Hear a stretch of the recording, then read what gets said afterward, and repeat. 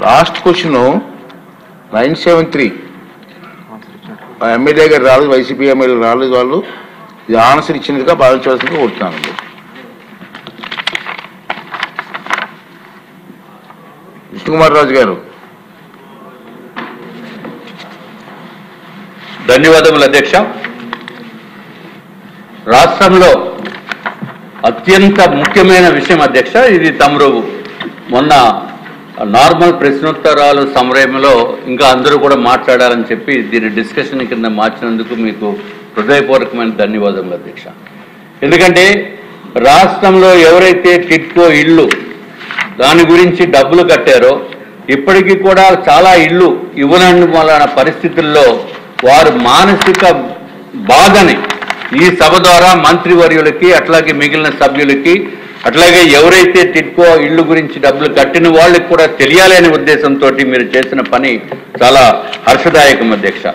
అధ్యక్ష, ఏదైతే మేము క్వశ్చన్ అడిగామో అధ్యక్ష, దాంట్లో రీజన్స్ ఫర్ ఎందుకు డిలే అవుతుంది అని చెప్పి రీజన్స్ అడిగితే గౌరవ మంత్రివర్యులు దానికి రీజన్స్ పెద్దగా వారు ఇచ్చిన ఇన్ రైటింగ్ దాంట్లో స్పందించలేదు అధ్యక్ష.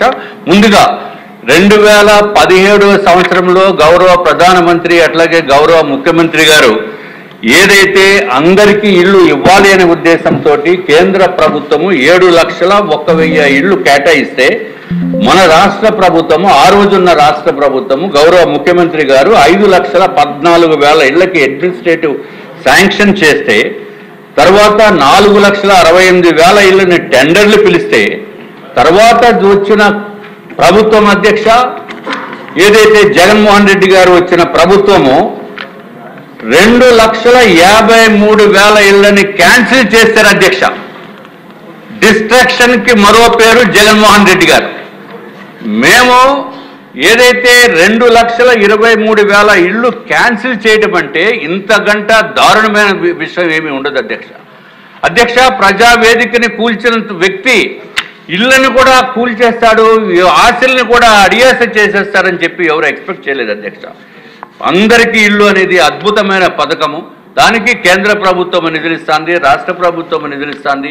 అయినప్పటికీ కూడా ఆ మనసు లేని వ్యక్తి ఏదైతే జగన్మోహన్ రెడ్డి గారు ఉన్నారో ఎందుకు ఈ బీద బలహీన వర్గాల పైన ఇంత కోపంతో ఇంత దారుణమైన పని ఎందుకు చేశారనేది నిజంగా అర్థం కానటువంటి విషయం అధ్యక్ష.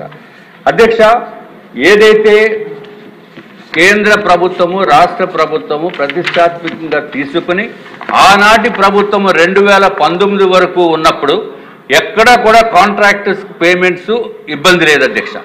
కానీ డిలే అయిన మాట వాస్తవము. దానికి డిలేకి కారణం ఏంటంటే సైట్ హ్యాండింగ్ ఓవర్ చేయటంలో డిలే ఉంది.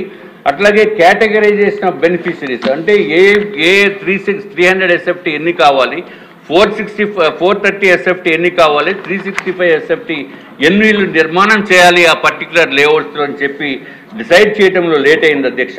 అట్లాగే ప్రభుత్వం మారిన తర్వాత జగన్మోహన్ రెడ్డి గారు వచ్చిన తర్వాత శాండ్ పాలసీ అని తీసుకొచ్చి ఎక్కడ నిర్మాణ రంగానికి శాండే దొరకనటువంటి పరిస్థితిని తీసుకొచ్చారు అధ్యక్ష. దాని మూలాన్ని సుమారు సంవత్సరం కాలం మొత్తము నిర్మాణ రంగం అంతా కూడా నాశనం అయిపోయింది అధ్యక్ష. ఇది ఒక్కటే కాకుండా కొన్ని వర్క్స్ని సస్పెండ్ చేశారు అధ్యక్ష. అలాగే ఆల్టర్నేటివ్ డిజైన్స్ కొత్త అన్ని కూడా చేయటం జరిగింది అధ్యక్ష. తర్వాత COVID-19 వచ్చింది. ఆ COVID-19 వలన సుమారు సంవత్సరన్నర కూడా టైం వేస్ట్ అయిపోయింది అధ్యక్ష.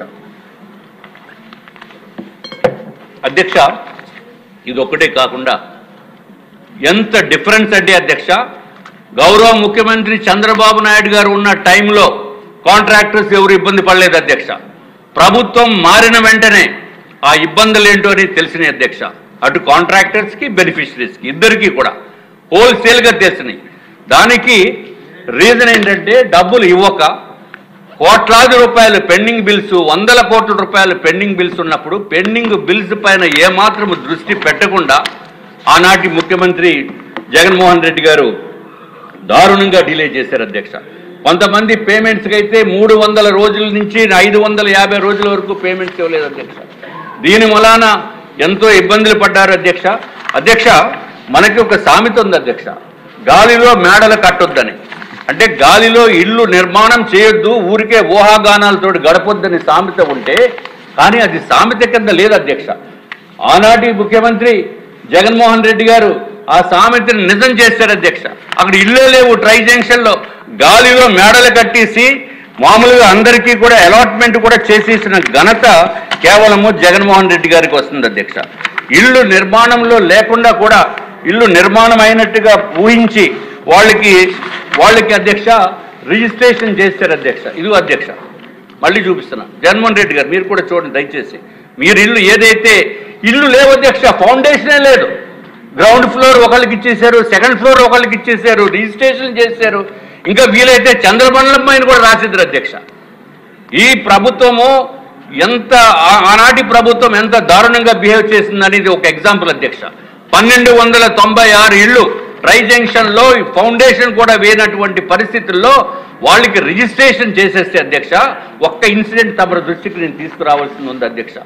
ఏదైతే మా నియోజకవర్గంలో ఒక లేడీని తర్వాత వాళ్ళ పాప ఇద్దరు వచ్చి నా దగ్గరికి వచ్చి మొరపెట్టుకుంది ఏంటి అధ్యక్ష, వాళ్ళకి అమ్మాయికి పెళ్లి చేద్దామంటే వాళ్ళు కట్న కానుకలు ఏమి ఇవ్వగలరు అని అనుకుంటే వీళ్ళు ఈ ట్రై జంక్షన్లో ఇల్లు నిర్మాణంలో ఉంది అని చెప్పి ఏదైతే డాక్యుమెంట్ ఉందో వాళ్ళు డబ్బులు ₹1,00,000 కట్టి బ్యాంకు లోన్ శాంక్షన్ అయ్యి ప్రతి నెల ₹3,200 కడుతున్నప్పుడు అధ్యక్ష, ఇదంతా మీకు కట్నం కింద ఇస్తానని చెప్తే పెళ్లి కూడా ఫిక్స్ అయిపోయింది, ముహూర్తాలు ఫిక్స్ చేసుకున్నారు.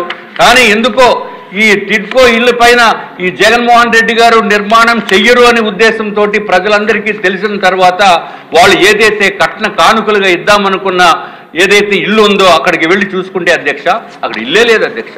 వెంటనే పెళ్లి కూడా క్యాన్సిల్ అయిపోయింది అధ్యక్ష. ఎంత దారుణం అంటే వాళ్ళు పాపం వచ్చి గోల పెట్టి బాధపడుతూ ఉంటే మనం చేయవలసిన సహాయం ఏదో కొంచెం చేసి, అమ్మ మీరు కంగారు పడద్దు, నెక్స్ట్ గవర్నమెంటు మన ప్రభుత్వం వస్తుంది, కూటమి ప్రభుత్వం వస్తుంది, దయచేసి మీరు ఎటువంటి అఘాయిత్యాలకి పాల్పడొద్దని చెప్పిన తర్వాత వాళ్ళకి మనోధైర్యం కల్పించిన తర్వాత అధ్యక్ష, ఇప్పటికీ మళ్ళీ కొంత కాలం సమయం దాటిపోయింది అధ్యక్ష.